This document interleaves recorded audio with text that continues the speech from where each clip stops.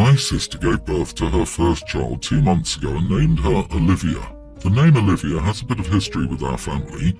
To make a long story short, I was bullied by a girl named Olivia for years. My parents had to move me out of our local small school into a bigger one, and it didn't stop there. What started as an 8-year-old being mean and cruel at times turned into a teenager being arrested for harassing and making my life an absolute nightmare, and going so far that she was considered a stalker.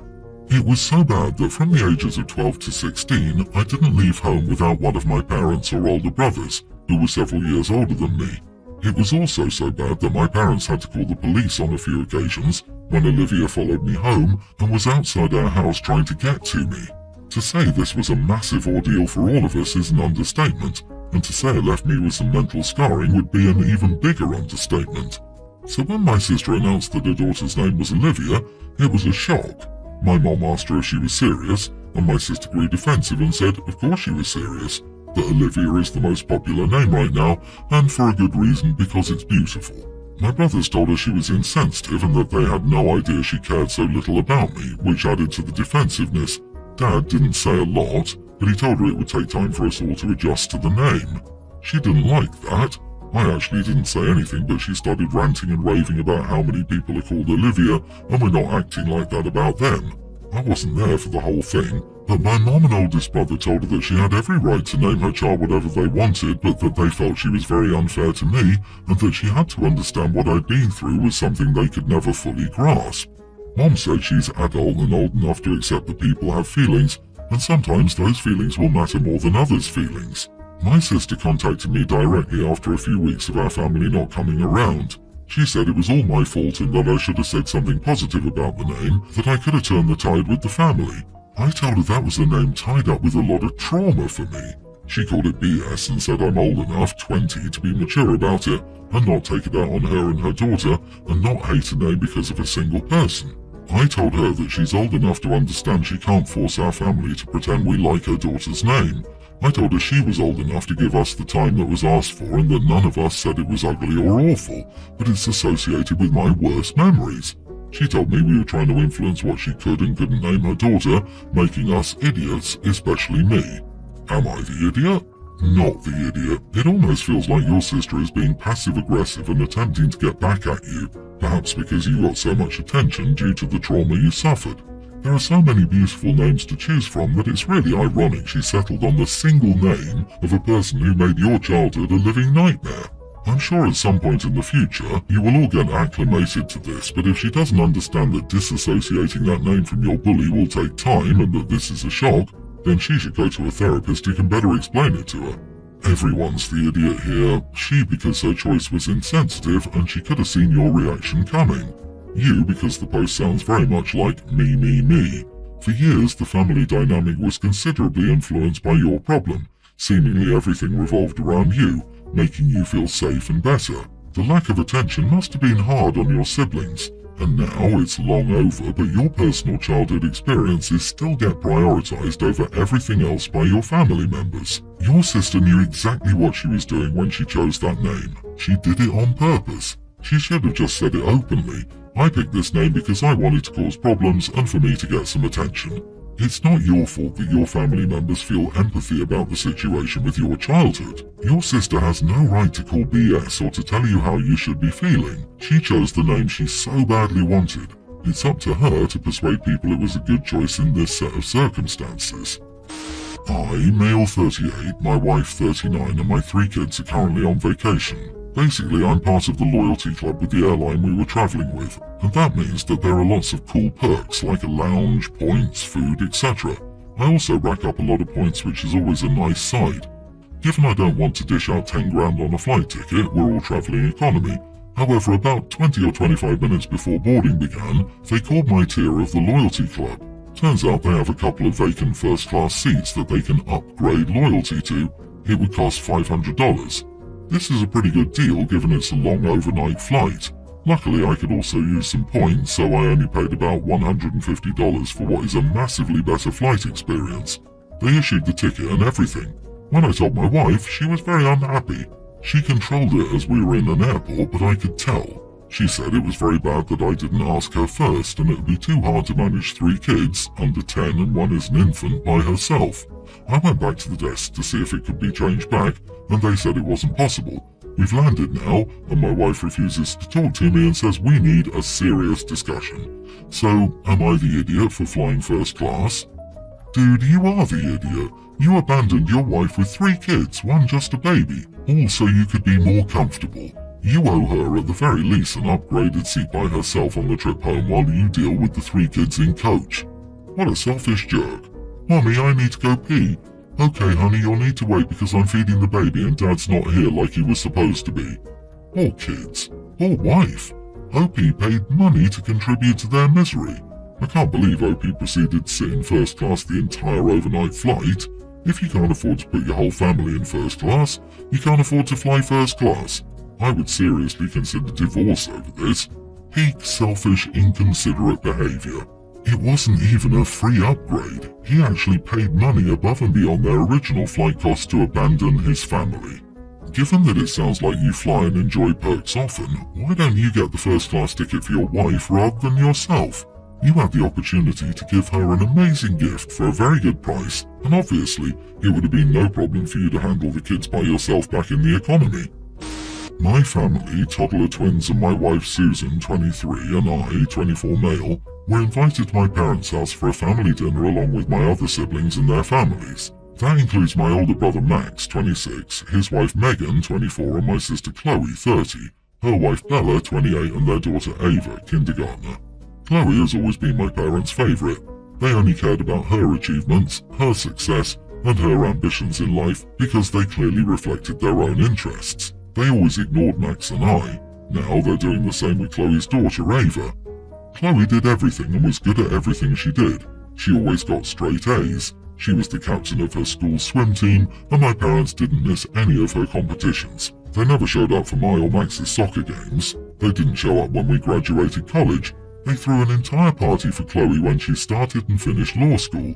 They didn't care when I started my own business, but they threw another huge dinner party for when Chloe began to work. They didn't care about or necessarily treat my wife or Max's wife like family when we first brought them home. There was no huge wedding for us, but they really went into Bella from day one because, I quote, she made their daughter so happy, and they threw a huge wedding party for them. They still treat Bella differently. I tried to visit my parents or help them out with errands. I tried to get my kids and parents together on multiple occasions. However, somehow, it all stays under Chloe's shadow. The same thing goes for our kids. Ava has a room in my parents' home. They got her a horse to ride when she's a bit older and they adore her to the moon and back. The same can't be said about any of us. So while we were having dinner, Dad asked about Chloe's job. She's a lawyer like him, so they had this lengthy conversation about how amazing Chloe was at work and how Dad hoped Chloe would take over his role at the firm one day. After the conversation, I asked Dad if he would like to know about Max's and my career too. He said sure. The conversation lasted 10 seconds for each of us.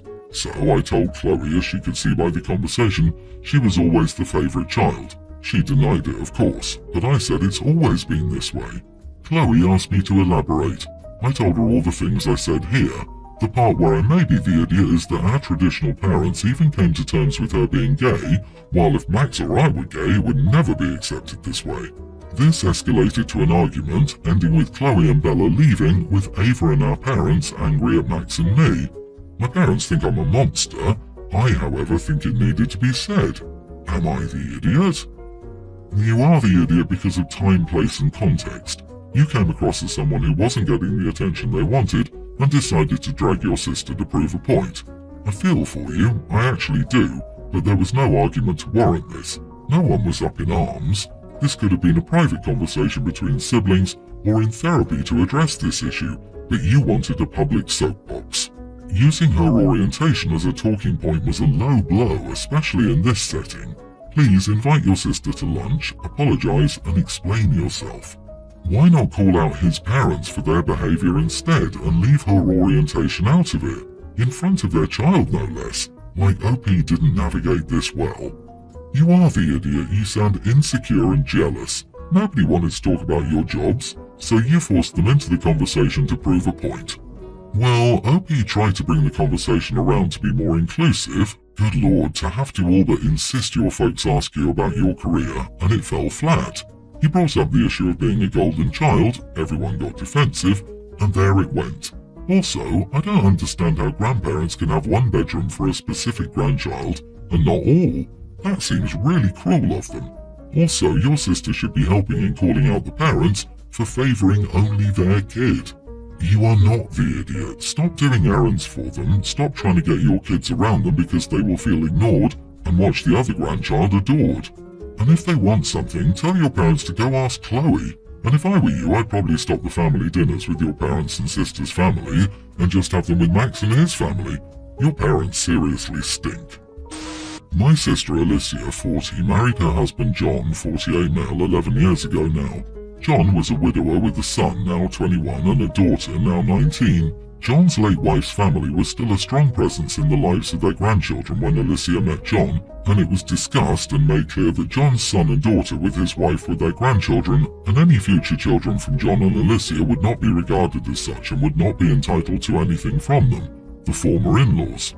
John's children also shared their perspective that they would not consider any half-siblings the same as their full siblings, and they wouldn't try to share traditions from their maternal family with any half-siblings. I remember my parents and brother, 42, raising concerns with Alicia about her decision to marry into the family with that information. She's always believed that things change and that families can never have too many people, especially if she's involved. Nobody can be liked by everyone, but Alicia has always held the belief that people should want her around. We all told her that we hoped she knew what she was signing up for, and she dismissed us. Now, Alicia has 3 children with John, and those kids are now 2 teens and a pre-tween. True to their word, John's in-laws from his first marriage do not consider my nieces and nephew as grandkids, and they're not included in their family functions. And John's older children have next to no relationship with their half-siblings. I'm not entirely sure about all the details of this, but my sister is not happy. Alicia's complaints are that her kids are excluded and have never been welcomed by John's in-laws, that her stepkids have never changed their stance since that conversation and do not treat my nieces and nephew as siblings. Things she considers small, like being included in some book, are denied to her children. It has hurt the children to see their older siblings enjoy this close family dynamic and not be part of it. Alicia is enraged by this. She ranted and raved about it, and there were things I couldn't keep up with. But everything she was warned about by her parents, brother, and myself are now big issues for her. This is where I might be the idiot. I brought up to Alicia that she knew what she was getting into when she married John, and that she'd been warned by all of our family to reflect and see if it was what she wanted. I told her she didn't get to be mad now when everyone laid their intentions out early. I said she could be disappointed things didn't change, but ultimately she made choices, and every choice has consequence, whether good or bad. She accused me of holding her accountable for the crappy behavior of others, and said nobody would assume people could be so cold-hearted or that kids could hold such strong views from such a young age. She said I was being cruelly unfair to her.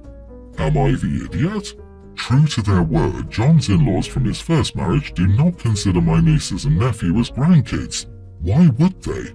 They aren't their grandkids, they're John's and Alicia's parents' grandkids. Instead of expending so much mental energy trying to force her kids onto other people, Alicia could create some traditions of her own, make her own book for her children, etc. You're not holding her accountable for other people's actions, you're holding her accountable for her own choices. Not the idiot. Alicia has a very hard time understanding that. She believes they should be glad for her kids and her. I wish she'd done this. It would be nice for the kids and would likely have taken some of the sadness away if they had their own things to be excited and happy about. Instead, so much focus was on what their older siblings and their family were doing. They should be glad for her kids and her. What? I LOL'd at this, because there's nothing more that people love than other people's children. From this perspective, I get that the older children's grandparents are quite wealthy, and your sister is sore that her children don't get a slice of this wealth. Your sister is delusional.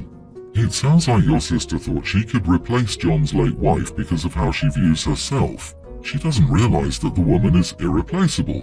It's bizarre she expected John's in-laws to treat her children as their grandchildren. They lost their daughter. Nothing says they aren't happy John found love again, but it doesn't change that. She got a glimpse of John's and her children's life and thought she could insert herself into the mom, late wife's position. She seems caught up in trying to be someone else. Poor kids. We have a funeral to attend, and I, female 45, asked my daughter, 19, what she'll wear. She showed me her outfit, black tights with black flats, a black sweater and a black dress. The dress was fine at first glance, it was up to her neck and knee length. However, it's backless. Not fully, kinda from the bra line to her waist, there's a gap where skin I see showing. I told her not to wear it as it was inappropriate. She said it was fine and that's why she had the black sweater, as it was going to be cold and she wouldn't remove it even if she were warm. Sure, you can never tell with the sweater in, but I told her it was inappropriate and she'll embarrass me. She said tough luck and that's what she's wearing. I said she was not and she wasn't allowed to go. She can't currently drive because she's got a twisted ankle, thus I'm picking her up and driving her, and she has no one else to do it. I told her I would not drive her half naked to a funeral and she told me I was mean and didn't answer my phone. I told my sisters about this and one agreed with me, and the other, the one who plays the cool aunt, agreed with my kid and told me I was the idiot. Was I really the idiot? At this point I'm not sure anymore. Technically she'll be covered, but it's still inappropriate. Am I the idiot? Lady, I come from one of the most conservative cultures in America. Dress plus sweater is a standard method women around here use to make their dresses modest. Nobody, and I mean nobody, worries about if the dress is backless under the sweater. You are the idiot. How would she embarrass you with her back covered with a sweater? There's no issue here. Mom is too busy embarrassing herself in front of internet strangers. Jeez, half naked? And OP should probably remember that somebody is dead and this is a day of connection, mourning and peace, not a fashion show. Does OP think the corpse will rise up to bully her daughter's back? Oh, what's under that sweater? Skin? One day you'll be in this thread asking why your daughter isn't calling you anymore. Oh wait, she already isn't talking to you. You need to apologize to your daughter and ask yourself why you're objectifying her and if you have some strange jealousy over her beauty and looks.